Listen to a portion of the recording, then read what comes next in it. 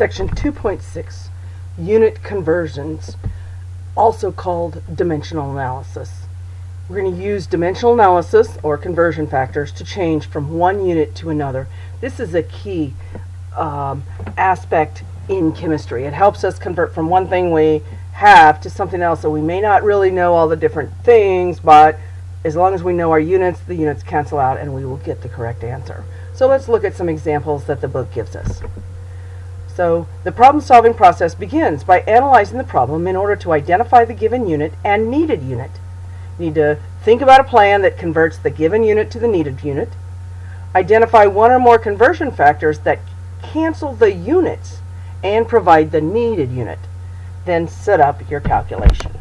So if a person weighs 178 pounds, what is the body mass in kilograms?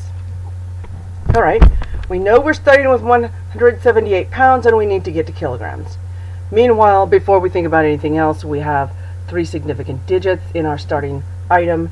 All the unit conversions that we use to get to kilograms are exact numbers, so in your answer you need 3 significant digits. So we'll show you that in a second. So here we go. Let's figure it out. We need to get from pounds to kilograms, and there is a conversion to get there. And so let's see. A kilogram is 2.2 pounds, and you go, well, I didn't know that. How am I supposed to find that out? I know.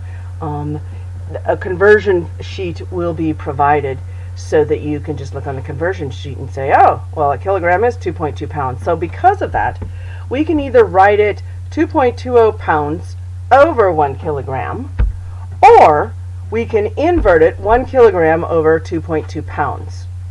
And we can, each of those is just considered a conversion factor. So here we go. Let's see what we need. We start with what's given, which is 178 pounds. Now that's considered to be on the top. Some people like to write it over 1, so you remember that pound label is on the top. That means I need to look at these conversions. The 2.20 pounds is 1 kilogram, or the 1 kilogram is 2.20 pounds, and figure out which one has pounds on the bottom. The reason why I have to have pounds on the bottom is so that that label, that unit, cancels out.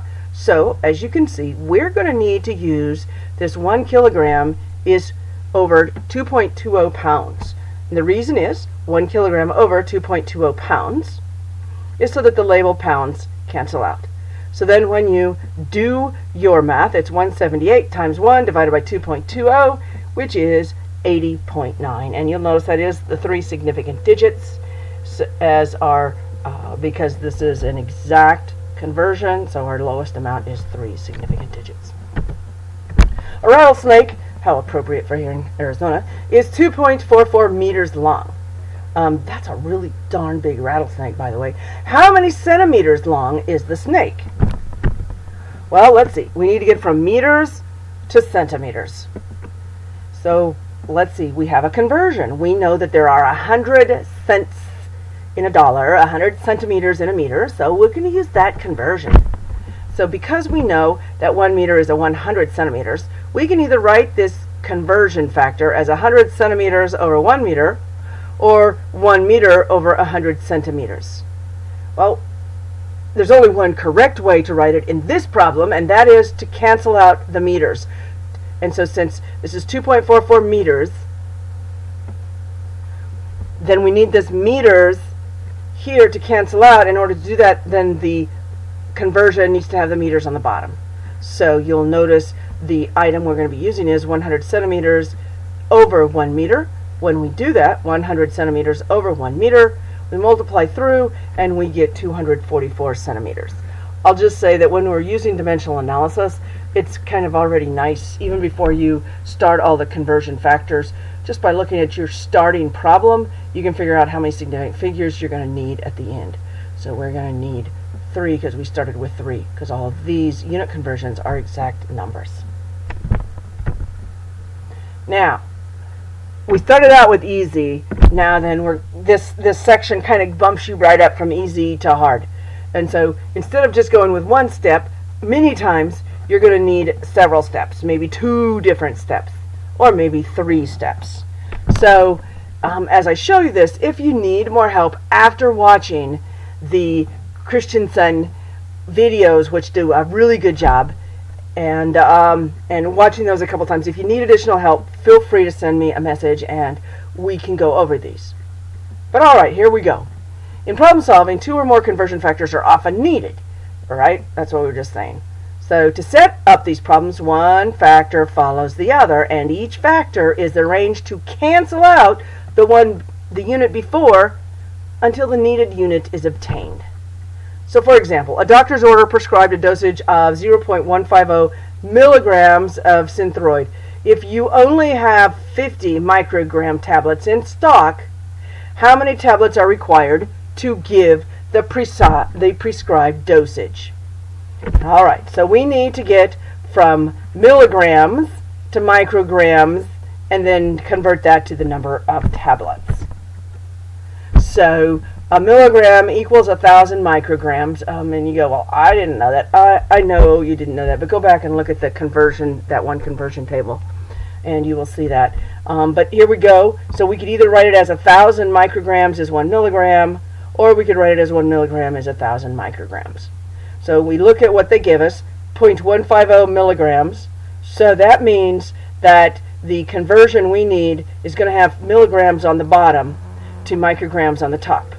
And then, so we're going to have the 1,000 micrograms over 1 milligram. Now then, what that does is it gets us, the milligrams are going to cancel out. Then we have micrograms still left. Well, they told us that one tablet was 50 micrograms. So we can either write it as one tablet, we can write it as 50 micrograms Synthroid over one tablet, or vice versa, one tablet is 50 micrograms over a Synthroid. Well, we need to do it the way that's going to cancel out the micrograms. Since micrograms is on top right there, that means our conversion of micrograms is going to be on the bottom. So we're going to use this conversion factor that one tablet is 50 micrograms of Synthroid. Now then we multiply through 0.15 times 1,000 times 1 divided by 1 times 50. So when you do that, that is 3 tablets. Alright, so here we go. How many minutes are in 1.6 days? And you go, this does not sound like chemistry to me. I know. Real soon we'll be needing to use this concept with chemistry items. Right now they're just using values that you would understand, because real soon they might be talking about moles or molecules, and this way at the moment you might not understand that, but you know the process of how to get to the correct answer, and they're showing you this with units you know.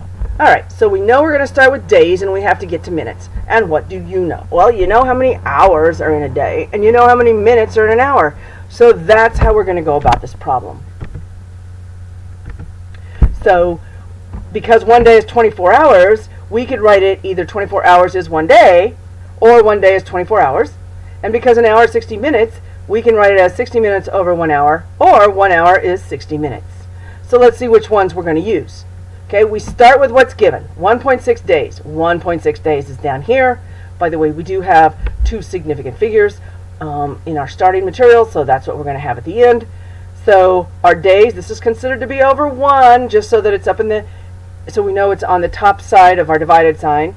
So days here, that means day has to be on the bottom. So the conversion from day to hour is 24 hours is 1 day. Now then this day label cancels out. Now we're at hours.